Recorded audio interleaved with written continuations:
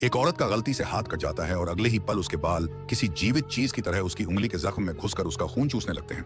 पहले तो छोटी सी बच्ची को लगा कि यह सिर्फ उसका वहम है, लेकिन जब वह रात के खाने पर बैठी तो उसके बाल गलती से प्लेट में गिर गए। जब उसने नीचे देखा तो हैरान रह गई। प्लेट में रखी सॉस पूरी तरह गायब हो चुकी थी। तभी उसे एहसास हुआ कि जो नकली बाल उसने कुछ दिन पहले थाईलैंड से लगवाए थे, शायद उनमें कोई भयानक श्राप है। दरअसल जब वो छोटी थी तो उसकी लापरवाह माने की गलती से शैम्पू की जगह कीटनाशक से उसके बाल धो दिए।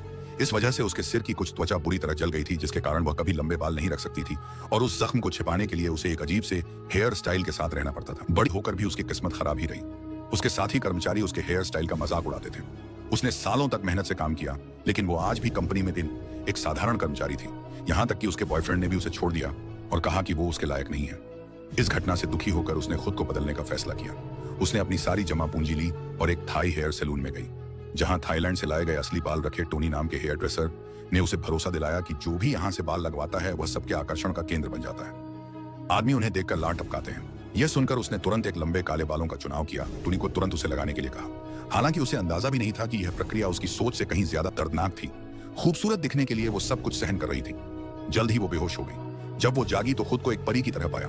वो खुद को देखकर हैरान रह गई और उसे लगा कि सारा दर्द सही था। तभी टोनी ने उसे चेतावनी दी कि इन बालों पर गलती से भी पानी नहीं पड़ना चाहिए, क्योंकि पानी पड़ने से यह बाल झड़ जाएंगे।